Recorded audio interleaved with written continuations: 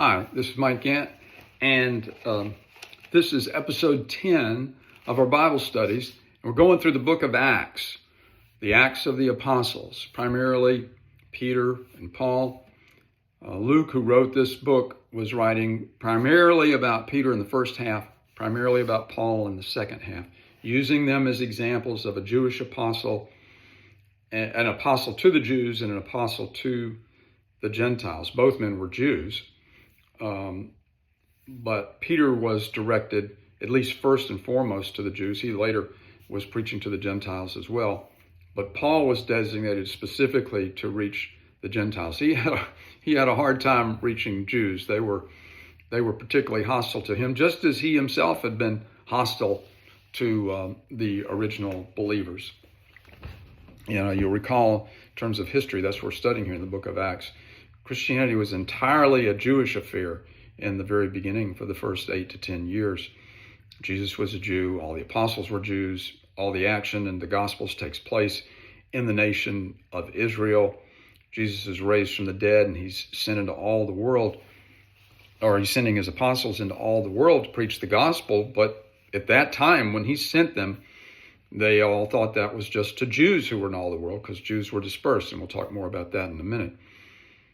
But it was only 8 to 10 years later when God used Peter to preach to the first Gentiles. He preached to a man named Cornelius. You can read about it, or we'll read about it, in Acts chapter 10. And Paul became converted. And in fact, Peter preached to Cornelius. He was a Roman centurion. Right after Paul was converted. Paul was converted in the chapter before that, but Paul didn't immediately go to preaching. He took some time aside, and that's a good thing, to take some time aside. Peter and the original 12 spent 2 or 3 years with Jesus before they went out, with him in heaven. But so much to tell you, so much to share with you.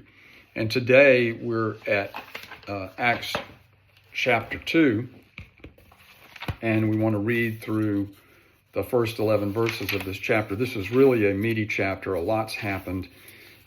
Just to remind you of what's happened so far in the book of Acts, Luke talked a little bit about how Jesus spent 40 days appearing to his disciples after his resurrection from the dead, to give them confidence that he really was alive. They weren't dreaming this. They weren't having individual hallucinations. He would appear to them in groups and individually. And at the end of that 40 days, he ascends into heaven. And they are to wait for him, or wait for the Holy Spirit to come about 10 days after that. And now that's where we are. Acts chapter 2 is 50 days after the resurrection, which will be the day of Pentecost. The day of resurrection, of Jesus' resurrection, was the feast of first fruits in Israel, the first fruits of the harvest, the very first things to ripen on the vine. And this was a feast. The Israelites were commanded to assemble first at the tabernacle, wherever that was in the days of Moses. The tabernacle was sort of like a mobile home for God, a mobile sanctuary.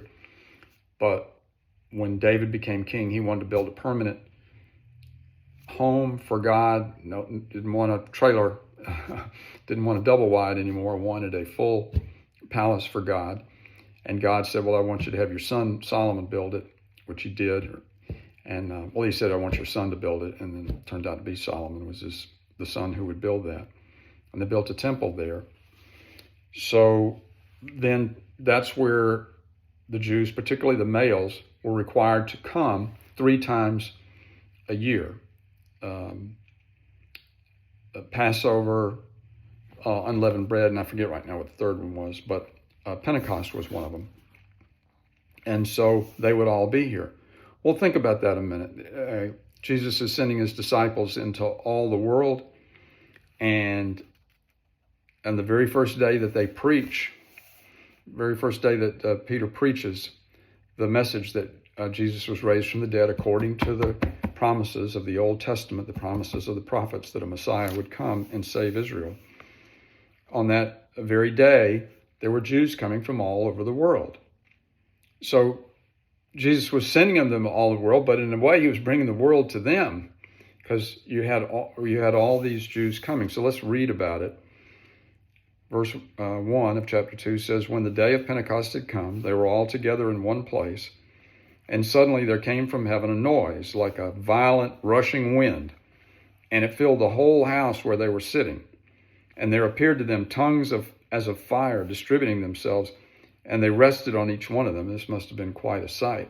Now, this was the coming of the Holy Spirit.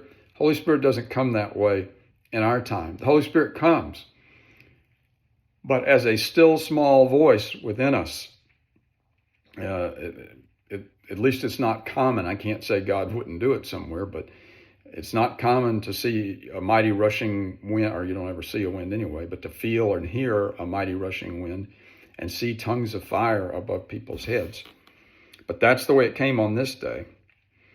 It said, verse 4, "And they were all filled with the Holy Spirit and began to speak with other tongues," meaning other languages, "as the Spirit was giving them utterance." Now, I'll say more about those languages in a minute. Well, I'll go ahead and tell you, we're going to read about the fact that these languages were understood by the people there. Now, the people there are speaking all different kinds of languages because they're coming from all over the world. But they, one person might be speaking in a certain language, and someone else who understood that language could say, "Yeah, I understand what this guy's saying." It says, "Now there were Jews living in Jerusalem, devout men from every nation under heaven. And when this sound occurred, the crowd came together and were bewildered because each one of them was hearing them speak in his own language." So if you were there and you're hearing all these guys talking, you're going to hear at least somebody that's talking in a language that you yourself understand. None of it's going to sound like gibberish to you. And they're going to be praising God. You're going to be hearing them say good things about God. They were amazed and astonished, saying, "Why are not all these who are speaking Galileans?" Jesus was from Galilee. He chose his disciples from Galilee, or his apostles. "And how is it that we each hear them in our own language to which we were born?" Now he begins naming off these different nationalities that are represented there: Parthians and Medes and Elamites and residents of Mesopotamia, Judea, Cappadocia, Pontus and Asia, Phrygia and Pamphylia, Egypt, and even from Africa, the districts of Libya around Cyrene, and I'd already said Asia, and visitors from Rome, both Jews and proselytes. Proselytes were converts to Judaism. Cretans and Arabs. So people far west of here, far east of here, far west of here. This is in Jerusalem. We hear them in our own tongue speaking of the mighty deeds of God. They weren't just, in yah, yah, yah, yah. They were praising God for his great works.